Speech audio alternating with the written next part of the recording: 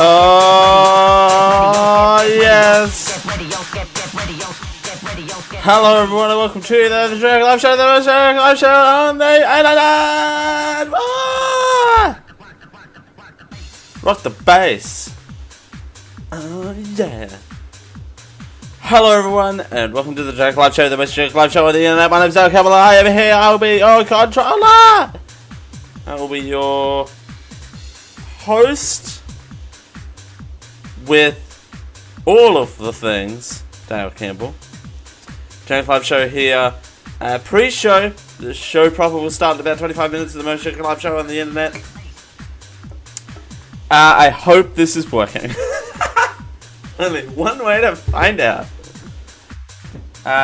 So everything decided to take a dump right before I went live. So I do apologize if everything is not what it seems. So, okay, a little bit behind the curtain here. What happened is that I got this morning. I got in early because the show for me now starts at 7:30. Is the scheduled time for the show. And so I got up, and it's now an hour earlier because daylight hates me.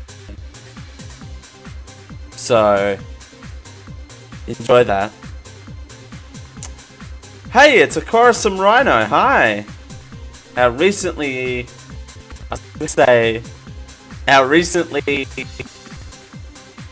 knighted Coruscant Rhino? That doesn't sound right. Our recently modified. Here you go. Our modified Coruscant Rhino is here. Hi. Welcome, Coruscant Rhino. That's the pre-show. I'm not ready yet. Surprise, surprise, I'm not ready. So I got in. I heard everything, all the show prepped. We're in for a good show. I have a feeling it's going to be a great show.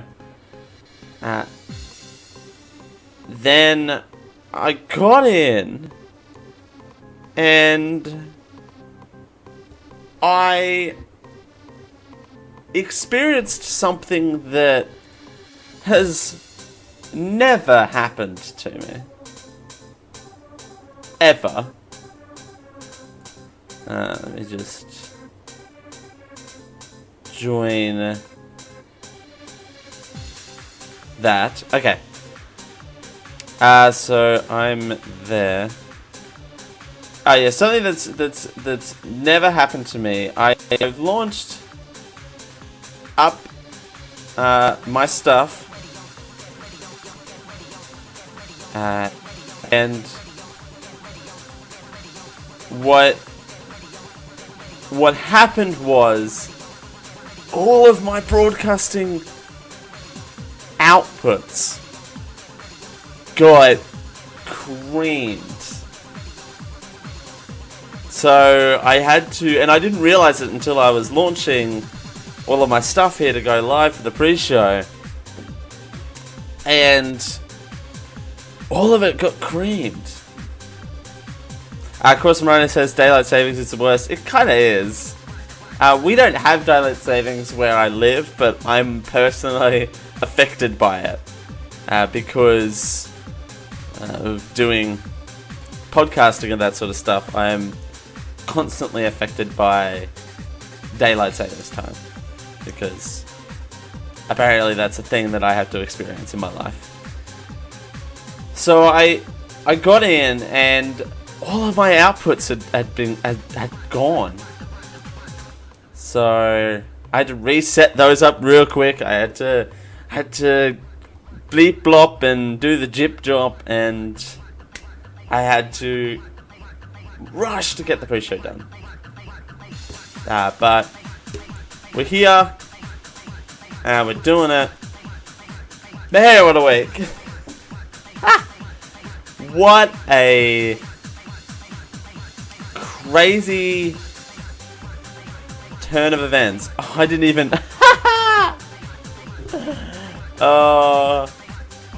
what a crazy turn of events. And that, the daylight savings happened, was it this morning or yesterday morning? It happened recently. Because I remember doing the Geek.io show at my normal time, but now I lose an hour. Yeah, I don't have daylight savings here, but I am affected by it. Infected. I feel like I'm missing something because of the rush here. But there you go. Hi everyone. Hi. Got a good show planned. So it's gonna be a weird format. These last couple of weeks have had really weird formats. Today, what we're gonna do for the 2 hours is the first half of the hour is going to be news. It's going to be regular news. And the second half of the hours is going to be a very special edition of Same As You Remember, Same As It Ever Was, our flashback section of the special flashback segment that we do here on the show. It's going to be a special half-hour edition every hour-ish. TM times might be a little rough, so there's not going to be any dedicated times. And it's going to be a special edition of Same As You Remember, Same As It Ever Was. Journey to Graduation edition. Because I somehow have made it to the end of my degree, and they've just so generously decided to give me a piece of paper for my efforts. So I'm officially finishing my degree and graduating tomorrow. So I thought it'd be a good idea to reminisce on some of the good times and some of the bad times and some of the achievements and not achievements of the last 4 years, 5 years even. If you count by the time I'd technically done with classes, it was 4 years. But the path to graduation is technically 5.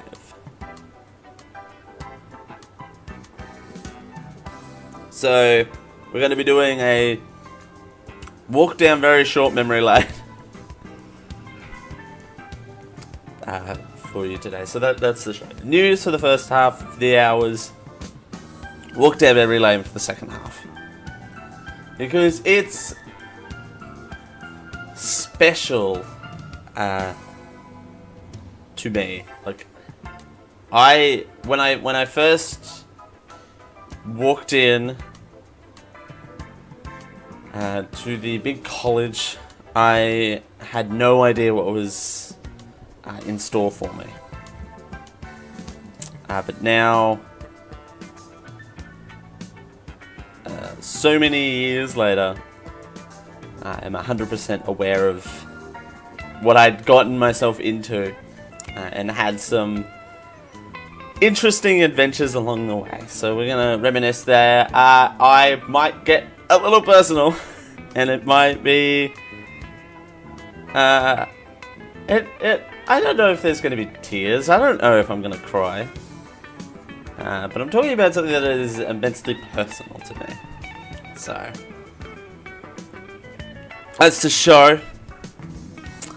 Corson Rhino says it happened 2 AM Sunday morning in the US. Yes, I thought that was the case. I didn't know if it was changeover on Saturday or Sunday. So we're the first show on daylight savings time, huh? On the 12th of March,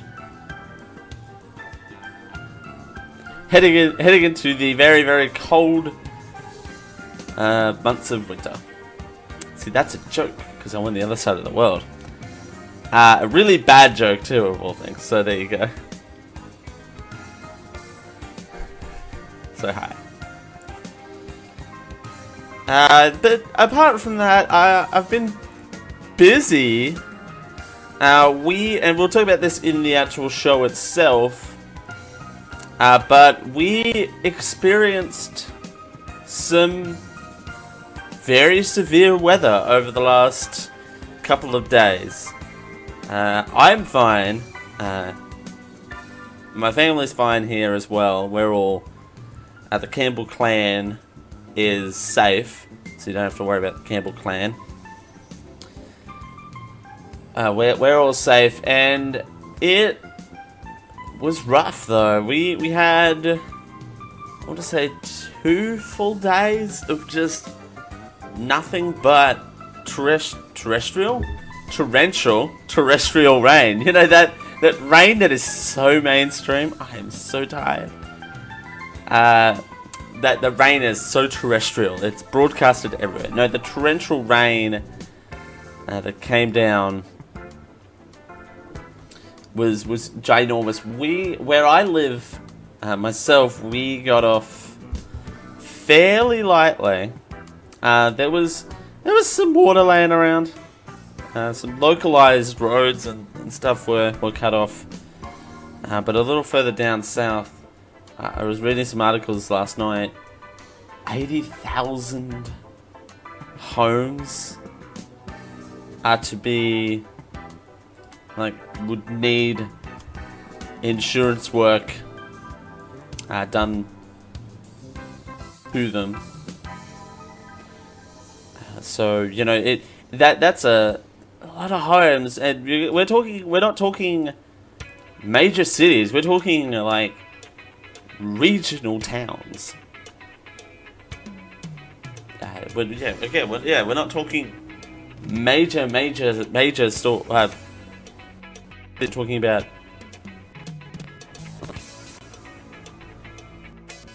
little towns with populations of less than,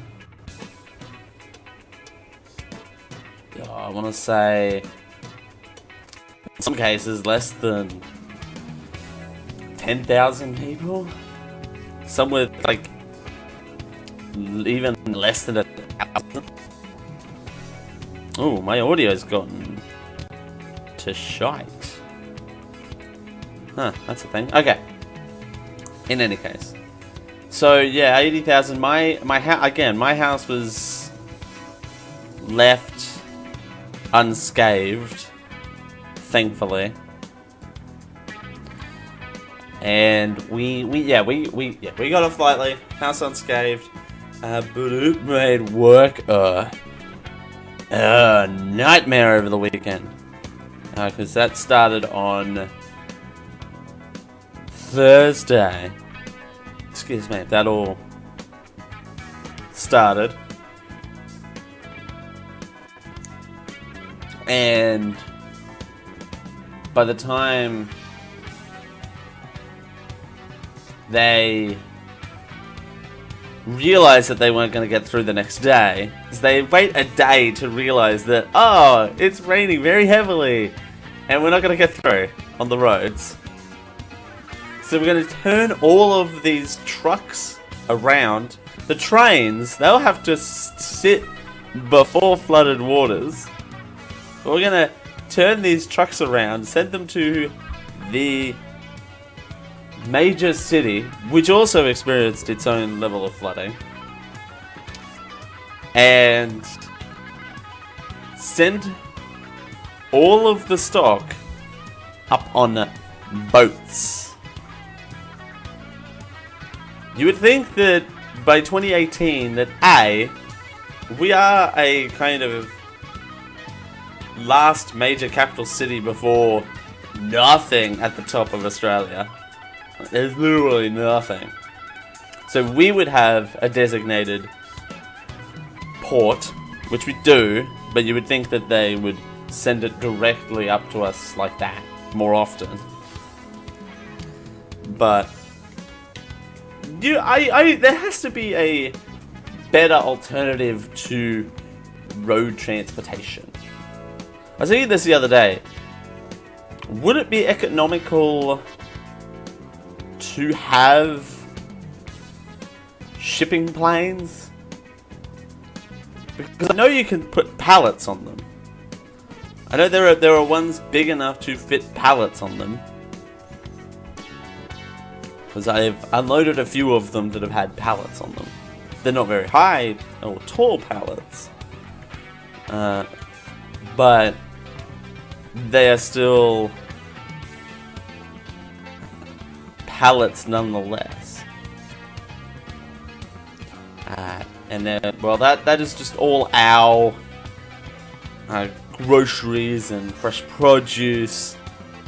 Not to mention all the stuff that comes in from independent vendors and that sort of stuff as well.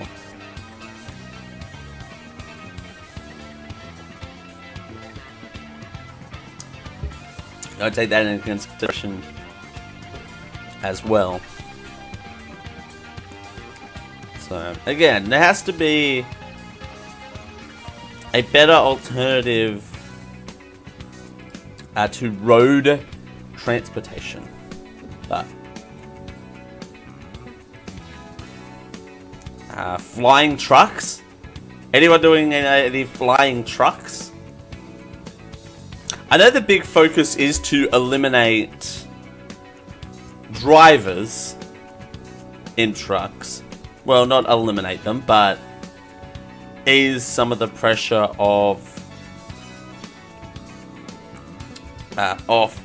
how much they're doing at any one given time. Because some of them, the truck drivers, do some humongous long haul driving shifts. Some of them do like 19 hours.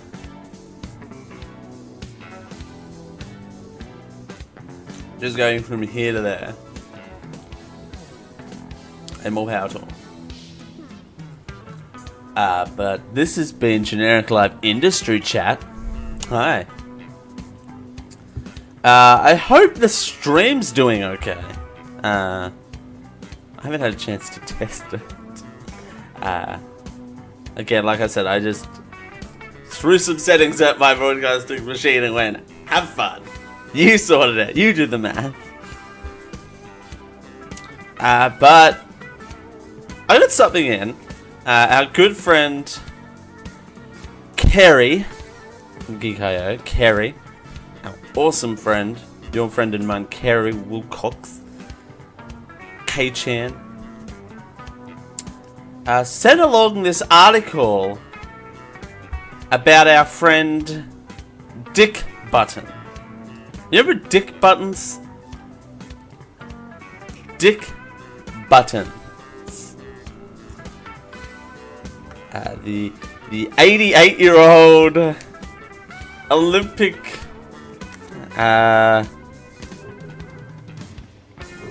medalist and unofficial generic live show ambassador, the unofficial generic live show ambassador and all-around memester Dick Button.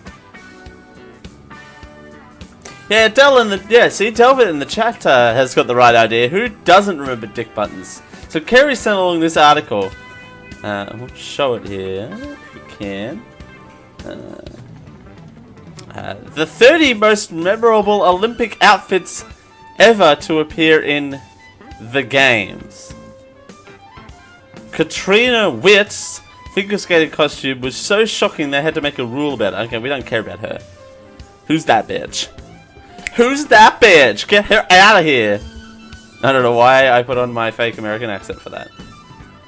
Oh, wait! Who's this at number 1? Who's this at number 1? I can't highlight it. Our very own Dick Button is number 1! No way! Yeah, Dick Button, controversial in the wardrobe department. He is. Let's click on him. He's an alright looking dude. This is not gonna work, is it? No. Well. No, go away. Yeah, that worked out as well as I'd hoped. But no, he's an alright looking dude. Look at him go. Let's see if I can zoom out a little to make sure I get him in the full picture. Oh, where'd it go? Oh, there we go. See, there's our Dick Button. American figure skaters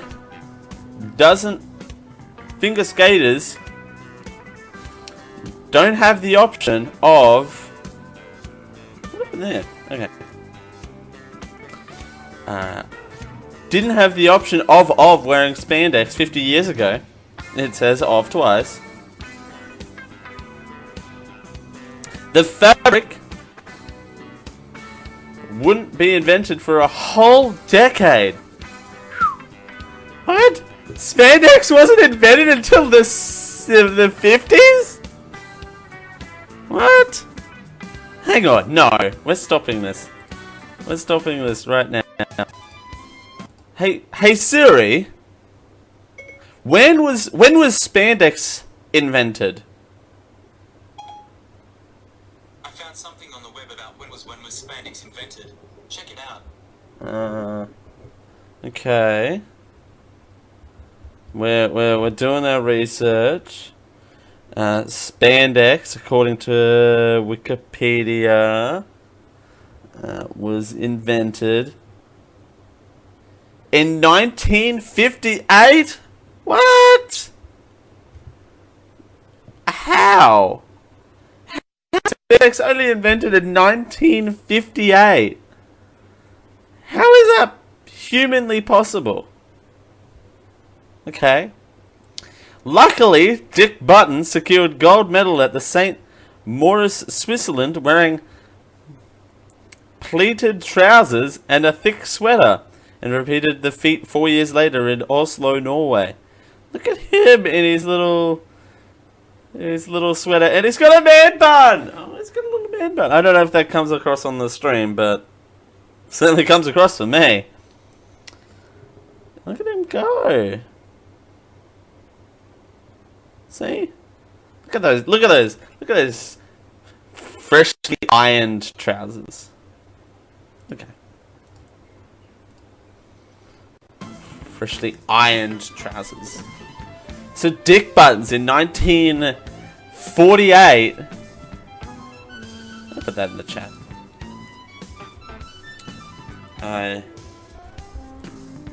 In 1948 was controversial for that sweater. Apparently. But he won gold medal in that very good looking jacket. Who else is on this list? Not to take anything away from Dick Button. The 1964 US track team. No, not as interesting as Dick Button. The whole nation of Canada in 1972.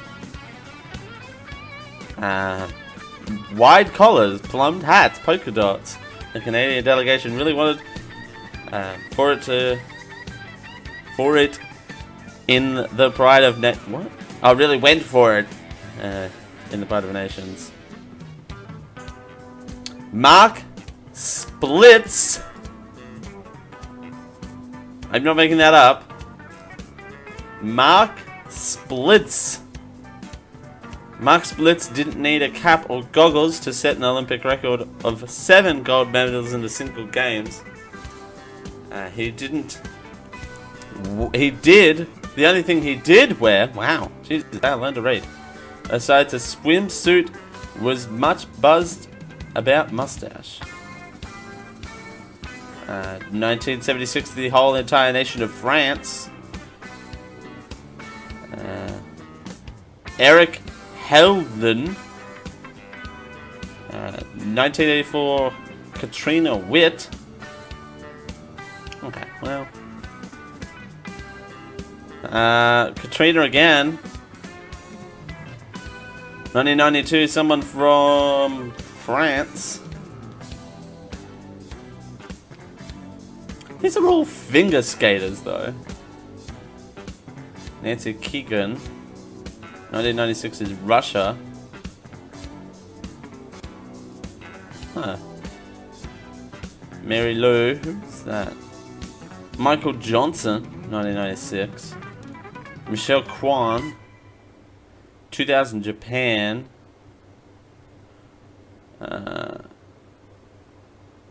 Everyone in the year 2000.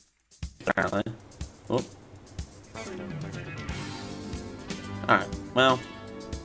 That's not much more. So yeah, there you go. Dick Button was the first ever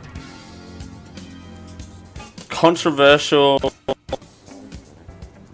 Olympian uniform wearing contestant person to play in Olympic Games. Olympian is the word I was thinking of. Thank you, Olympian. Olympian.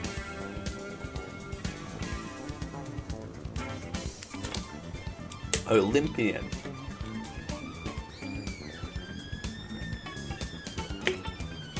Olympian is what I was looking for.